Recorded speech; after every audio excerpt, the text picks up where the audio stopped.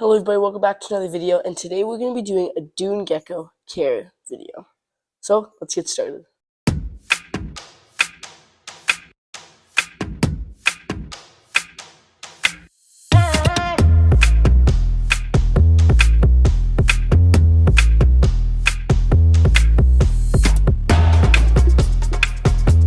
So, the Dune gecko. The Dune gecko is a beautiful species of gecko that's native to dunes, if you didn't know already. And knowing that is very important on making their enclosure. On the topic of enclosure, let's start with the enclosure.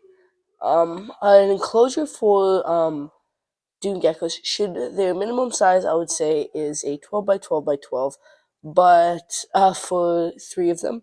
But any more than three, I would go up to an 18 by 18 by 18, which is what I have for my dune geckos. And you may be saying, Asher, you are cohabiting. Cohabiting is not good with reptiles. Well, in some cases, you're correct, but these dune geckos, they need to be cohab. They do much better in captivity with a group of them, and that's how they're found in the wild, actually, in groups. These dune geckos cannot go on paper towel or anything like that. There's no such thing as impaction with them. They love to dig. They need substrate. I recommend using like a play sand, or you can even go for the desert stone substrate, which is what I use. I have the Outback version, which I don't really like for. I'm gonna switch it to the Sonoran, so it gives them just a more natural sand color. Um, but they are a micro gecko. So they don't need a ton of space. That's why they are great for. I would even say beginners. They're a good beginner species because their diet is not too hard as adults. As babies, it's a little difficult because they do need fruit flies. Could you stop licking them? Like they do need fruit flies as babies, but as adults they can eat. I give them half-inch crickets, my adults, and yeah, they're doing really well on that. But let's move on to decoration of the enclosure.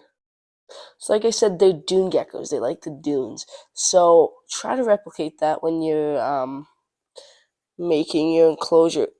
They like to climb. They're slightly arboreal. They're not like they're arboreal, but they don't need height. Like enclosures, you can't see them, but green keelbelly lizards or emerald tree skinks or tree frogs, they don't need that kind of height. So I just give them a cube enclosure, like 18 by 18 by 18. So that does give them a little bit of height. You can make a custom background, which is what I did. I just made it out of the stone desert, Exoterra stone desert substrate, which when you put it with water, it turns into a clay, and you can stick that clay to the background, and that is exactly what I did with that enclosure. I also added slate to the background to make it easier to climb up, although although slate's a little difficult for them to climb up, I made it too far apart, but they still do climb to the top every once in a while. They're a beautiful species of gecko. And yeah, that's enclosure. So if you set up your enclosure that way, you should do good. But let's move on to heating. Heating and lighting. The rule of thumb is just get there where you want it to be.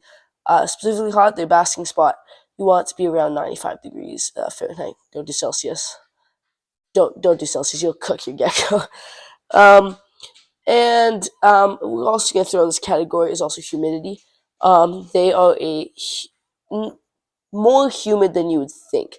I spray my entire enclosure down every night, and they actually come, like they'll be hiding because it's nighttime and they're nocturnal, but they will actually come out when I mist it in there. So misting is definitely very important for their well-being. I also have a humidity box, not really a box, but a humid cave that they do use a lot. You obviously gonna need. It measures heat and humidity with a probe. Do not do the Exoterra ones that stick onto the wall because those are unreliable and they just don't work at all. So do not use that for your enclosure.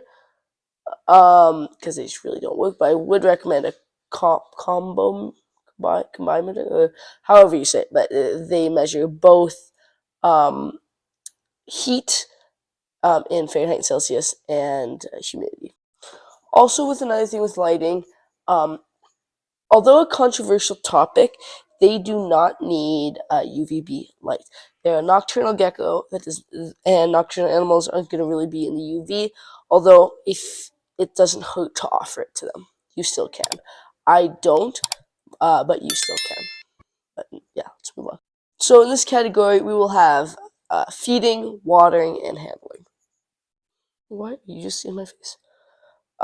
So with feeding, these, like I said, they do eat crickets, which is a fairly easy diet. But as babies, it's much harder because they eat fruit flies. And unless you keep dart frogs, then fruit flies are a little difficult to find.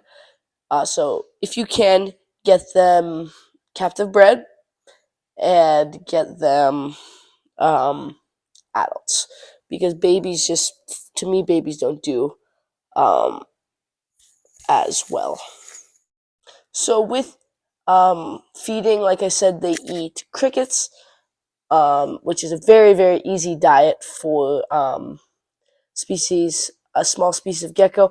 But as babies, they're all going to need fruit flies, which are a little more difficult to find if you don't have dart frogs who don't breed fruit flies. So I do take that into account. Also, get them captive bred. That's the most important thing.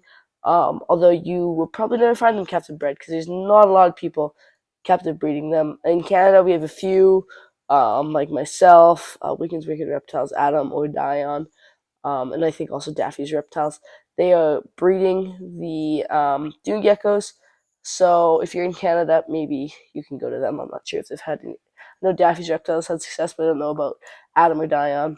But yeah, so feeding is a little tedious as babies, but as adults they do really well.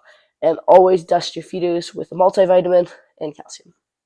Now for watering, like I said, you should spray down the enclosure to keep the humidity high at night. Only once a day at night. Do that. They're also gonna need a water dish like any other animal. I have never seen mine use the water dish, but I offer it just in case they do.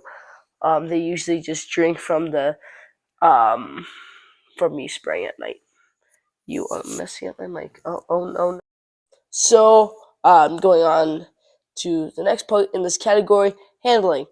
Um, if you have the Stenodactylus, which is what this care guide's mainly based on, then handling is really a no go because they like you can do. I handle mine every once in a while, but I'm not leaving the enclosures. They're so tiny. They're delicate little geckos. They only get to like maybe an inch. Mine don't really haven't exceeded over an inch, but they are tiny geckos, and you are a big person, so that means you can harm uh, your geckos. So just do be careful handling and do it scarce. But if you have Stenodactylus petrii, they get a little larger. I would say it's okay to handle the Stenodactylus petrii. And Stenodactylus petrii are also um, they're more relaxed than the Stenodactylus. But let's move on. And that is everything. Um, they're like I said, a pretty easy gecko to take care of. If you want me to do a video on how to get them to breed, how to take care of the eggs, do let me know. I will do videos. Just hit the like button and subscribe so I know you like it. And yeah, if you could hit subscribe, I really want to hit 1,000 subscribers by the end of the year. Um, I don't know if it's possible, but I know you guys can do it. So please do hit the subscribe button if you want to just help me exceed this goal of hitting 1,000 subscribers. So please do hit the subscribe button. It's free, and you get every week or 2 weeks whenever I post videos on the animals and videos on reptiles. If you watch this video, so you must like reptiles, so might as well hit the subscribe button. But thank you guys for watching this video. I'll see you guys in my next video. Bye. So yeah, watering is pretty easy. It's just give them water dish and spray them every night. Simple. Um, um, um, um, um, um, um, um, um, um, um, Monsters University is super funny for me.